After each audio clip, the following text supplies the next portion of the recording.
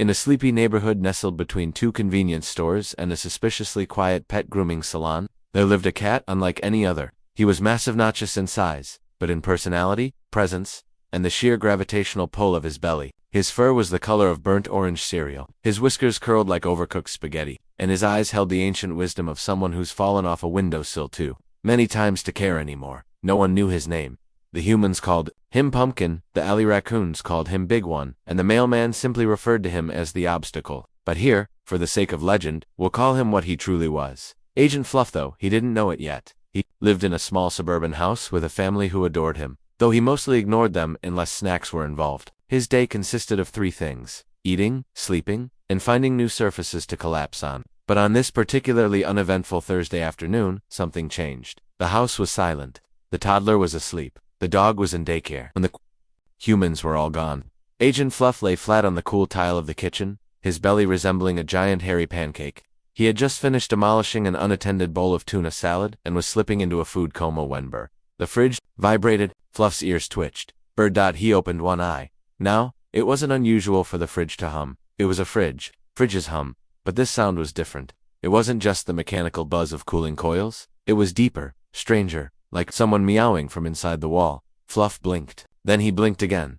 The sound returned. Brr-mrrrowwww. He sat up, a rare and somewhat majestic moment. He waddled toward the fridge, each paw step echoing like distant thunder. He sniffed around, sniffed again. Then suddenly he sneezed, violently, and knocked over a magnet shaped like a donut. And that's when he saw it. Tucked behind the fridge, barely visible, was a small wooden door, about the size of a grapefruit. It was round, old, and etched with strange carvings. Fluff blinked. He'd seen a lot in his time: shadows that moved, laser dots that vanished, humans that pretended not to notice him stealing chicken wings, but this was new. He pawed at it. The door creaked open. A gust of cold air rushed out, carrying the scent of sardines, mystery, and catnip. Without thinking, actually, without ever thinking, Fluff did what every cat in history would have done. He squeezed in. It wasn't graceful. There was a moment of struggle, a thump, a squeak, and a pop, but he made it. He tumbled into darkness. The tunnel was narrow, dusty, lit only by glowing mushrooms.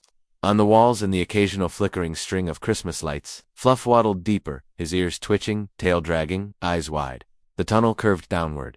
He slipped. He spiraled. He rolled like an orange bowling ball into the abyss, and then, he landed belly first in a cavernous underground chamber. Bright lights, cat-sized hoverboards, bowls of gourmet food arranged in a circle, and dozens, maybe hundreds, of cats staring at him. One stepped forward. A tall gray tabby wearing goggles and a leather jacket. "Welcome," the cat said in a deep, dramatic voice. "We've been expecting you, Agent Fluff." Fluff blinked. He looked around, then looked behind him. Maybe there was another cat, someone less circular. "You are the chosen one," said the tabby. "You've come through the tunnel. You've passed the ancient test of the fridge portal. You are ready to join us." "Join you?" Fluff mumbled. "I was looking for snacks." There was a gasp. A murmur spread across the room. The tabby stepped forward again.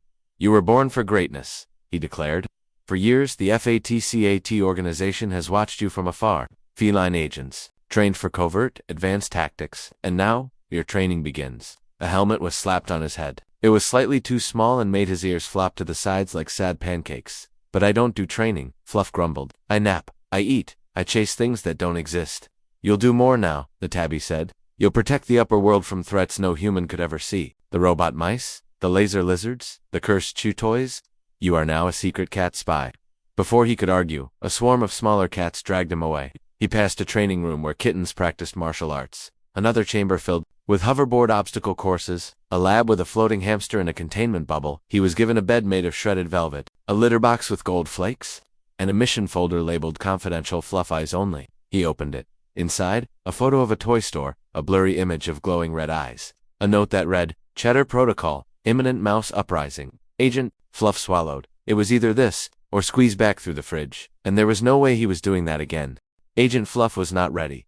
Training day 1 began at 6 a.m., a time he didn't even know existed. His usual routine involved stretching sometime around 11, knocking a cup off the counter by noon, and waiting for treats by 1. But here, at 8, the underground headquarters of FATCAT, the world was built for action, agility, and chaos. Unfortunately, Agent Fluff was built for sitting. "Welcome to tactical training," barked Sergeant Whiskers, a lean, no-nonsense Siamese with a scar over one eye and a tail so stiff it looked like a sword. "Here, you'll learn to sneak, sprint, leap, and land without making a sound. Can I opt out? Fluff asked, raising a paw lazily. No. And thus began the most exhausting day of his life. He tried the stealth laser maze first. Red beams crisscrossed the room. Fluff tried to duck under one, but misjudged the size of his own belly and triggered 30 alarms at once. A dozen cats dove for cover. One fainted. The room locked down for an hour. Then came the wall jump. The objective? Bounce from one wall to another like a ninja. Fluff waddled up to the first wall, stared at it,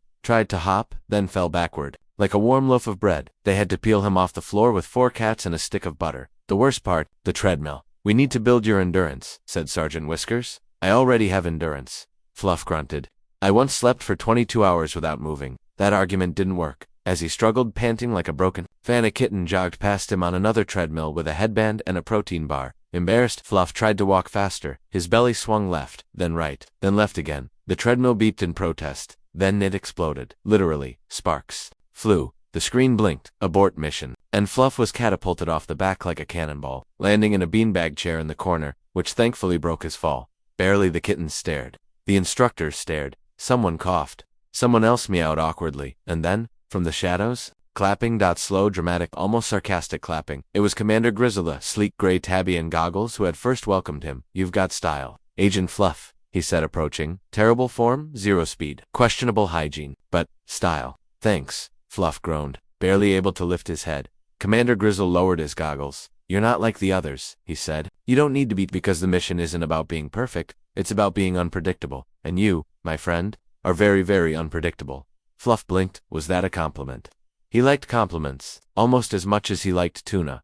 Grizzle held up a paw, and the room cleared. Just like that, Fluff had earned his first badge. The clumsy courage medal, made from a bottle cap and a chewed-up hairband.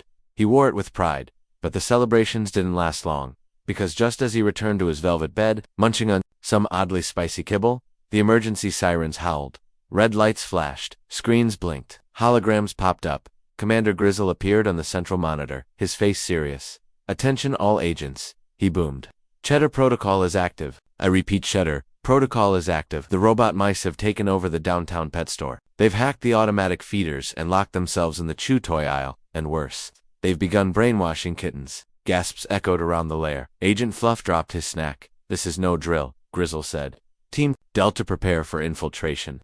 Team Bravo sabotage backup generators. And Team Chank Agent Fluff, you're with me. Wait, I have a team, Fluff mumbled, already regretting not finishing his kibble. Moments later, he was suited up in a black bodysuit, custom stretched for his belly, equipped with night vision goggles which he wore upside down for a solid 10 minutes, and placed in a stealth hover crate shaped like a giant litter box. Their drop zone, a rooftop above the pet store. The wind howled. The hover crate touched down. Commander Grizzle motioned for silent stop below. The building glowed with eerie green light. Through the vents, they could see the enemy tiny metal mice with glowing red eyes, marching in circles, chanting robotic rhymes, and throwing catnip confetti, like maniacs. Then Fluff spotted them. Kittens, dozens of them, wide-eyed, hypnotized, wearing tiny headsets, controlled by a central chip in the largest robotic mouse deleter. Operation Cheese Storm had begun. The mission was simple, or at least it sounded simple. Infiltrate the building, locate the main control chip, destroy the signal, save the kittens, don't get flattened. Team Delta went in through the vents.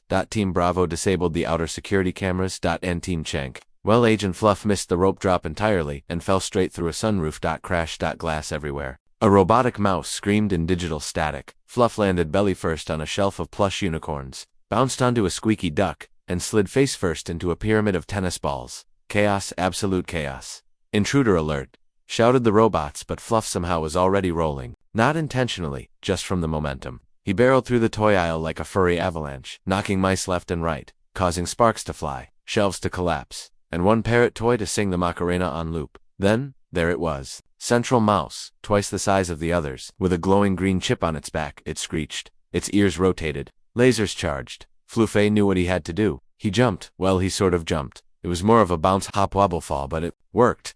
He crashed onto the central mouse with such force that the floor shook. The chip popped off. Sparks flew. The mouse squealed. And then boom. The signal stopped. The kittens blinked. The lights died. The building went silent. Seconds later, Grizzle and the rest of the teams arrived through the proper entrances, in time to see Fluff lying on the floor, belly up, surrounded by deactivated robot mice, broken shelves, and a pile of confused kittens licking his ears. Mission complete.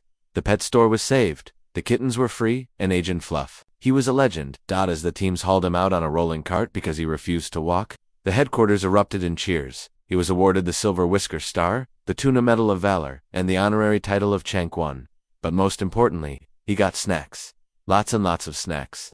Agent Fluff, now honored as Agent Chank 1, was at the peak of his career. He had defeated an army of rogue robot mice. He had saved dozens of brainwashed kittens from becoming toy aisle drones. He'd even tripped, rolled, and bellied his way into the pages of FATCAT history. The legend of the big fat orange cat had grown underground and above. Humans didn't know the details, of course, but rumors had started to spread. Security footage of an orange blur zipping through a shattered sunroof, cats meowing in strange formations, mysterious cans of tuna appearing in public fountains. Internet forums exploded with conspiracy theories. Is this cat a superhero? Local feline defeats mechanical invasion. Can cats time travel? Proof inside. But Fluff wasn't interested in fame. He was interested in naps and snacks. Mostly naps. So after the chaos of Operation Cheese Storm, he returned to his cozy velvet bunk in the underground lair, proudly wearing his medals, surrounded by the smell of fried sardine dumplings.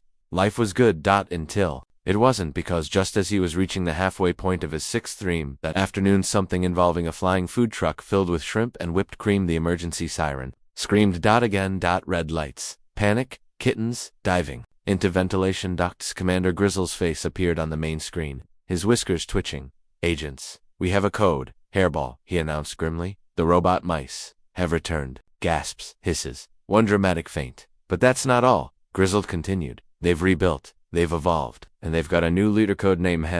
Tiga, no, silence. Agent Fluff blinked. Ham, he muttered. Not just any ham, Grizzle growled. A rogue artificial intelligence uploaded into a robotic hamster, one that was accidentally supercharged by our own energy grid. It's massive, it's armored, and it's rolling toward the surface. Tonight, rolling. Fluff squinted. Like me. Yes? Grizzle nodded. But faster? Angrier? More evil? Fluff gasped. A dark version of me. Exactly. Cue the dramatic music. Thunder in the distance. One kitten in the background dropped his milk bottle in fear. The screen showed surveillance footage. HAM 300 was no joke. It was a monstrous rolling machine, shaped like a hamster ball but equipped with spinning saws, cheese cannons, and a mind control headset. Its destination, the City Cat Show, happening at midnight. Thousands of cats, one stadium, and if HAM 3000 reached it, it would upload its signal, turn every feline in the area into hypnotized mouse-slapping drones. Permanent laser eyes, permanent chaos. There was only one cat reckless enough, fluffy enough, and snack-driven enough to stop it. Agent Chank 1, I'm in, Fluff said, already tightening his headband, which snapped immediately because of his head size. Grizzle nodded. An hour later, the mission began. This time, they didn't use stealth. There was no time. Agent Fluff was loaded into a custom spy car, a giant automated stroller, powered by 6 squirrels and a backup donut motor. His co-pilot, Sergeant Whiskers, his weapon, a high-tech scratching post with detachable feather missiles. As they sped toward the surface, Fluff prepared mentally. This isn't just about me, he whispered. It's about every kitten who dreams of chasing string, every grandma cat who guards her heating pad, every stray who just wants one more bite of mystery meat. He closed his eyes. It's for the snacks. The streets were empty when they arrived. The city shimmered in moonlight. The cat show stadium sparkled with lasers and yarn streamers. But at the far end of the street, rumbling toward them like a disco wrecking ball, Tiga no. It was even bigger than the footage had shown. Almost as big as a minivan, covered in metal plates, red lights, steam vents, and in the center, a tiny plastic wheel spinning endlessly, attached to what looked like a living hamster brain floating in gel. Yup, Fluff said. That's disturbing. Prepare for impact. Sergeant Whiskers barked. HAM 3000 launched its first attack, flying cheese wheels with razor edges. Fluff dodged left, or rather he tried. The stroller tipped. He rolled out sideways like a pumpkin off a shelf and smacked right into a hot dog stand. Sausages flew. Condiments exploded. Fluff emerged, covered in mustard and pickles. Blinking, the crowd watching through the city's screens gasped, and then cheered, because Agent Fluff, despite everything, stood back up. Slower, heavier, greasier, but ready. HAM-3000 zoomed forward, spinning like a death donut. Fluff squinted, then reached into his spy pouch. Inside, a final emergency weapon, a remote-controlled laser pointer. Oh yeah, he grinned. Let's dance. He activated it. A red dot appeared on the ground. Humped again. No. Paused, then spun violently. It couldn't resist. The hamster brain locked onto the dot. It rolled faster, wildly, out of control. Fluff waved the dot toward a ramp and old construction plank leading up to a billboard. HAM-3000 followed. Too fast. Too focused. It hit the ramp, It flew. It screamed in a strange hamster-pitched tone as it crashed into the billboard, bounced off, hit a soft-serve ice cream truck, then exploded in a dramatic mushroom cloud of cheese, gears, and neon jelly beans. Silence, then thunderous meowing. Agent Fluff stood, panting, covered in dairy products and victory. The city's screens lit up with his face. The underground cheered. The kittens saluted. Commander Grizzle appeared on a drone. You did it, he said. Again, Fluff burped softly. Yeah, he said. Now can I please go back to bed? They carried him home like royalty, wrapped in blankets. Surrounded by catnip bouquets, his name was etched in the Hall of Fame. Statues were made, toys were released. A comic book series began, and back in his human home, he finally curled up under the kitchen table, right next to the fridge, where it all began. As he drifted off to sleep, a faint sound echoed from the fridge wall. Fluff opened one eye. Paused, then smiled. Let the next mission come. He was ready. He was Agent Chank 1, and this was only the beginning.